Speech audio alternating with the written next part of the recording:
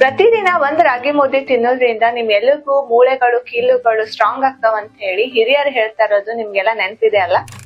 So ರಾಗಿ ಒಳಗ calcium, iron, ಇನ್ನಿತರ vitamins, minerals ಗಳು ಮತ್ತು ಹೈ ಫೈಬರ್ ಕಂಟೆಂಟ್ ಹೀಗೆ ಇನ್ನಿತರ ನ್ಯೂಟ್ರಿಯೆಂಟ್ಸ್ ಗಳು ಇರೋದ್ರಿಂದ ನೀವು ರಾಗಿ ಮುದ್ದೆಯನ್ನ ತಿನ್ಕೊಂಡಾಗ ನಿಮ್ ಬೋನ್ಸ್ ಮತ್ತು ಮಸಲ್ಸ್ ಹೆಲ್ತ್ ಇಂಪ್ರೂವ್ಮೆಂಟ್ ಆಗುತ್ತೆ. ಇದು ಡಯಾಬಿಟಿಕ್ ಫ್ರೆಂಡ್ಲಿ ಇರೋದ್ರಿಂದ ಡಯಾಬಿಟಿಸ್ ಇದ್ದವರು ತಿಂದ್ರು ಕೂಡ ನಿಮ್ಮ ಶುಗರ್ ಲೆವೆಲ್ ಕಂಟ್ರೋಲ್ ಆಗುತ್ತೆ. ಹಿಮೋಗ್ಲೋಬಿನ್ ಲೆವೆಲ್ ಮೇಂಟೈನ್ ಆಗೋದ್ರಿಂದ ಅನೆಮಿಕ್ ಇದ್ದವ್ರಿಗೂ ಕೂಡ ಇದು ಒಳ್ಳೇದು. ಇನ್ನ ಎನರ್ಜಿ ಲೋ ಫೀಲ್ ಮಾಡೋರು ಮತ್ತೆ ಲ್ಯಾಕ್ಟೇಟಿಂಗ್ ಮದರ್ಸಿಗಂತೂ ಇದು ಸೂಪರ್ ಫುಡ್ ಅಂತ ಹೇಳ್ಬಹುದು. ಇನ್ನ ಕಾನ್ಸ್ಟಿಪೇಷನ್ ಇದ್ದವರು, ಗ್ಲೂಟನ್ ಮತ್ತೆ ಲ್ಯಾಕ್ಟೋಸ್ ಇಂಟಾಲರೆನ್ಸ್ ಇದ್ದವರು ಕೂಡ ರಾಗಿ ಮುದ್ದೆನ ಸೇವನೆ ಮಾಡಬಹುದು. ಹೈ ಬಿಪಿ ಮತ್ತೆ ಹೈ ಕೊಲೆಸ್ಟ್ರಾಲ್ ಕೂಡ ಮೇಂಟೈನ್ ಆಗ್ತೈತಿ.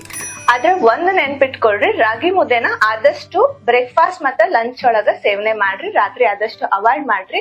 ಇನ್ನ ರೆಗ್ಯುಲರ್ ಯಾರಿಗ್ ಸೂಟ್ ಆಗಲ್ಲ ಅವ್ರು ವಾರದಾಗ ಒಂದ್ಸರಿ 2 ಸರಿ ಸೇವನೆ ಮಾಡಬಹುದು.